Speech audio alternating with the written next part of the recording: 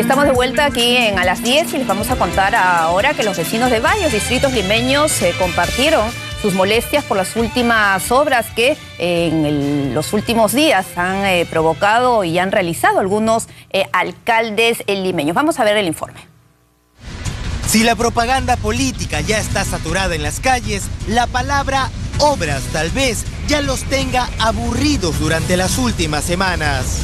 Cuadra 15 del Jirón Washington en el Cercado de Lima, y esta calle es un punto más en donde los choferes sufren por las obras de último momento. Miren cómo han dejado las pistas en este lugar, llena de huecos, y lo peor es que no hay nadie trabajando para reparar esta terrible situación. ¿Afectan su carro o no? Claro, bastante. Siempre en las épocas municipales siempre la rompen. Parchan encima nada más. Deberían excavar desde abajo. ¿Lo dejan así? ¿Cree que todo esto hace por la finalidad políticamente, por los partidos que están haciendo? Lo dejan, no hay ese trabajo. Mira lo que hay. Cuadra 17 del Jirón Jorge Chávez en Breña, y miren en dónde estoy caminando, entre los huecos. Este punto también es una zona más abandonada en este importante distrito. Más de las 10 de la mañana y no hay nadie trabajando. A este grave problema se suma el ocurrido hace una semana, el incumplimiento de pagos a los trabajadores de limpieza en este distrito. Ellos simplemente optaron por arrojar la basura por todas las calles. Y con respecto a las pistas rotas, la verdad es que el INSE no tiene mucho que envidiar. Esto es lo que sucede en este importante distrito. Calles clausuradas y obras en pleno desarrollo. Toda mi cuadra, todo se llena de carros en la noche. Ahora, ¿esto cuánto tiempo ya está? Más de mes y medio. Obras de último momento que lo único que hacen es perjudicar la tranquilidad de los vecinos. Y un poco para tener una idea de cómo ve el electorado a sus candidatos, cómo ve el electorado esta campaña política con miras al 5 de octubre, cuál es el perfil de nuestro electorado. Vamos a conversar el día de hoy con el doctor Freddy Vázquez. Él es médico psiquiatra y docente de la Universidad Peruana Cayetano Heredia. Doctor Vázquez, muy buenos días. Gracias por estar aquí con nosotros en A las 10. Gracias, buenos días, y gracias a la Universidad Cayetano Heredia por permitirme estar acá. Había leído el día de ayer, revisando un poco alguna información en las redes sociales, y es que lo que se señala, no sé si es cierto, que el 25% o el 30% del electorado peruano decide su voto en la última semana. ¿Qué tan cierto es esto? Es verdad, inclusive en las últimas 72 horas mucha gente, y a veces influida por las redes sociales, por el tweet que estamos escuchando, por el Facebook o por pasarse la voz, inclusive sabiendo que su favorito no es el que va a ganar, sino que van al ganador generalmente. ¿Y qué aspectos valora más, por decirlo de alguna forma, el electorado? A veces valora la parte intelectual, a veces la parte emocional. Eso depende de los marqueteros electorales también y cómo llegan a la persona. Pero en forma general, ellos ven en la parte lo que es visual, o auditiva o sensorial.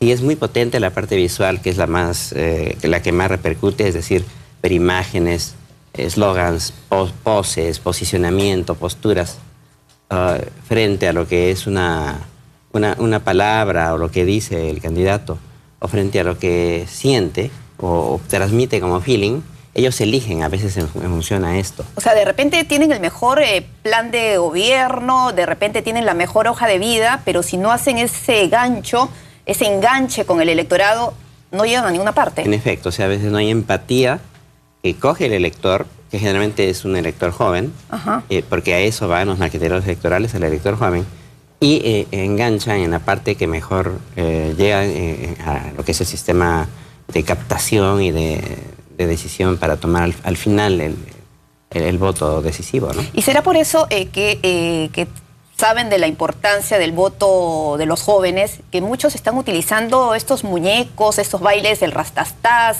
el huevo duro, Tal vez saben y quieren explotar eso. Por supuesto, los marqueteros electorales explotan esto. Porque bailan, están con el muñeco, pero dicen por ahí de refilón alguna propuesta, pero más es lo que transmiten de manera visual.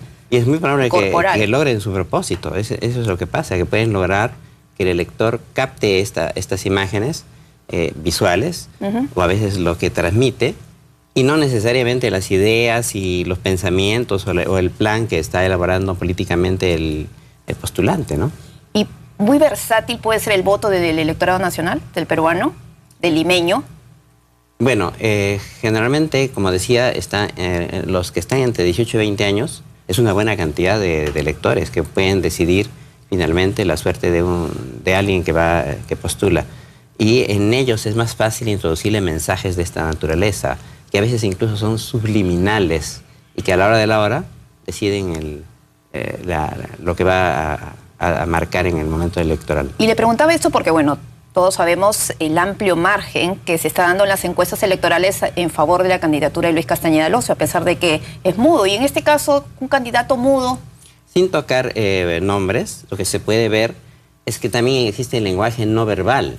Es decir, el hecho de que, por ejemplo, una persona, el candidato, está callado, pero se sube a un tren o se sube a un bus y está dando un mensaje. Se va a Gamarra, se va al terminal pesquero y cuelga las fotos, el video. Está dando un mensaje. O se sube al tren eléctrico, etcétera, ¿no? Y de repente un mensaje que tiene más impacto que ir a un debate municipal, que es algo más formal, que va a tener poco tiempo para hablar, ¿cree usted? O se coloca un color que a veces transmite... Amarillo, ¿no? O el verde, esperanza en otros, o el rojo, que significa agresividad, o el azul, de profundidad de ideas. Es decir, cosas que se posicionan en la mente del elector como para tomar una decisión. Claro, en el caso de una candidata que la estamos viendo en imágenes con su chalina verde siempre, en el otro candidato siempre con algo color amarillo, con una casaca bien acolchada y con ropa de faena de trabajo. Y hay otros que se presentan de manera más formal, pero ahora parece que el tema formal no está dando mucho resultado y están dejando los ternos para poderse vestir algo más casual, y también poder bailar y estar con ritmos populares. Porque los marqueteros ven que, como el electorado generalmente es joven, se identifica con lo que está a su lado, estar con la persona. Esto hace lo mismo que yo, escucha lo mismo que yo, a pesar de tener edad, sin embargo, hace todo lo que hago yo. Entonces está actualizado. Claro. Y me va a poder representar bien. Doctor Vázquez, vamos a irnos, no terminamos la entrevista todavía, tenemos que irnos un ratito al Congreso de la República, porque ahí, bueno, ya sabemos, el ambiente está bastante movido y, por supuesto, tenemos más reacciones con Cintia Garreta. Cintia. Así es, Pilar, buenos días. Y ahora estamos acompañados del congresista Héctor Becerril, del Fujimorismo. Comentarle que Ana Jara, la premier, ha retuiteado el tuit de Nadine Heredia en el que dice que ellos están a favor del proyecto de ley que elimina ya los aportes de los independientes a las AFP. La premier ha puesto gesto político con exclamación. Lamentablemente, este tema ya no está en el campo del Ejecutivo. Este tema está en el campo del Legislativo. Por lo tanto, este no es ningún gesto político. Algunas bancadas que dicen o lo ven como un gesto político es que quieren los arreglos que ya han hecho en forma subalterna con el Ejecutivo, quieren maquillarla diciendo que esto es un gesto político. No, bajo ningún punto de vista. Como digo, esto está ahora en el ámbito del Legislativo y no del Ejecutivo. Mañana, ¿cuál va a ser el voto que va a emitir el partido que usted representa? Bueno, en vista que hasta el momento no hay ningún gesto político, hay sordera, hay intransigencia. El presidente Ollantumala lo quiere arreglar esto, como se dice, a la cachacada, a la fuerza. Por lo tanto, al no haber un cambio, tampoco no creo que haya por qué cambiar nuestra posición. Sin embargo, a medida que pasen las horas, iremos evaluando de acuerdo a lo que va pasando en el Ejecutivo. Lo que se ha dicho es que ya no van a haber abstenciones, sino ya se va a marcar o verde o rojo. Nosotros, como digo, nuestra posición la estamos evaluando. Creemos que ahora, como se dice, la pelota está en la cancha del presidente y él debe dar las muestras claras, por lo menos sacando a este ministro que a todas luces está metido en casos de corrupción. No entendemos la incoherencia de este gobierno que sacrifica a su supuesto mejor cuadro, que es Ana Jara, por defender a un corrupto. Esto no es correcto. O es que de repente quieren quemar a la señora Ana Jara toda vez que está brillando un poco con luz propia, porque por lo menos hasta ahora chamuscada ya está, ¿no? Lo Lo que ha dicho el ministro Eliodoro Mayorga es que no va a renunciar. O sea, ya está confirmado. Sí, eso dice pues luego de que el presidente Ollanta sale también en forma bravucona a decir de que por más que haya estado la renuncia, recién la va a resolver después del voto de investidura. Es decir, no hay ninguna intención de poder dialogar. El presidente no entiende que en democracia hay controles políticos y ese control político es lo que está haciendo el Parlamento Nacional. ¿Han conversado ustedes con otras bancadas para ver cuál va a ser el voto? Bueno, yo creo que el que está conversando con las otras bancadas es el vocero Juan Díaz Dios. Nosotros nos reuniremos en hora de la tarde para evaluar toda esta situación y tomar las decisiones pertinentes. Hoy el ministro de Relaciones Exteriores se tenía que presentar aquí en el Congreso, pero ha pedido la reprogramación de su sitio. También ahí vemos un problema bastante grave. Acá en el Parlamento el ministro dijo de que se iba a evaluar el tema de la postulación de Diego García Sayán. Sin embargo, luego salió su vocero Josué Gutiérrez a decir que no se valorará nada. En todo caso, ni siquiera un ministro puede decir que se va a evaluar, porque inmediatamente le corrigen la plana. Digo yo, ¿qué tipo de ministra es Ana Jara? Que no solamente no le permiten poner un ministro, lo que es peor, ni siquiera Nadine Heredia le permite cambiar a un ministro. Qué triste papel el que está jugando Ana Jara en todo este gabinete. Bien, Pilar, el parlamentario te escucha en estudios, no sé si tengas alguna consulta para él. Sí, Cintia, algo muy breve. Congresista Becerril, buenos días. Buenos días. ¿Qué tal? Congresista Becerril, si bien es cierto usted se está señalando, le ha dicho a Cintia Garreta, nuestra compañera, que están evaluando la situación, pero con este gesto y por lo que usted está declarando, todo hace ver que van a marcar rojo en contra de la moción de apoyo. Como digo, hasta el momento no vemos ningún gesto de la pareja presidencial. Al no haber ningún gesto, por lo menos la situación nuestra se mantiene todavía igual que el día viernes. No obstante, en horas de la tarde la bancada se va a reunir, o el Comité Político Nacional, para poder tomar una decisión en ese tema. ¿No basta el gesto entonces de las AFPs? No es suficiente, o sea, ese no es ningún gesto político. Como digo, no está en manos del Ejecutivo, está en manos del Legislativo. Perfecto, congresista Becerril, gracias. Entonces esperamos en todo caso la reacción, el resultado de esta importante reunión que va a tener la bancada fujimorista en horas de la tarde. Cintia. Así es, Pilar. Bueno, vamos a retomar entonces nosotros nuestra entrevista con el doctor Freddy Vázquez, médico psiquiatra y docente de la Universidad Cayetano Heredia. ¿Y cómo funciona el cerebro para tener una idea ante tantas señales, tantos mensajes, colores, música, cómo se expresa el candidato? ¿Cómo funciona nuestro cerebro ante todo esto? Muchas veces de manera racional, hay un grupo de gente que de manera racional coge el mensaje, lo analiza y lo introyecta y de esa manera puede tomar su decisión.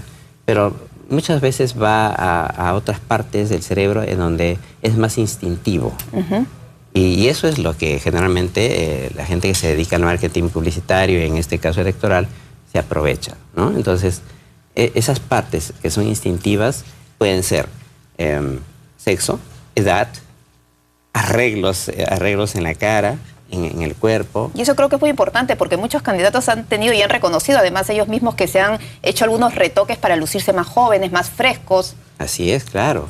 A veces hasta el reloj que usan, el hecho de no usar corbata, el usar una ropa que se asemeje más o se aproxime más al elector, el hecho de usar un automóvil que se acerque al de sus votantes, el de ser hincha de algún club que también pueda corresponder a la mayoría de votantes.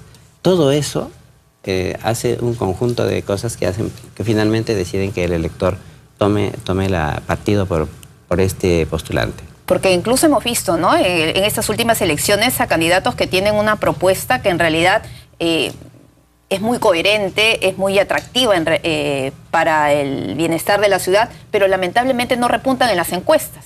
Exacto. Eso sería el plan intelectual, ¿no? El tema racional, intelectual. Pero mucho se mueve la parte emocional, el feeling, cómo llega al corazón, en este caso, en el sistema límbico del cerebro, es donde se tocan esas fibras y entonces el elector decide en ese momento.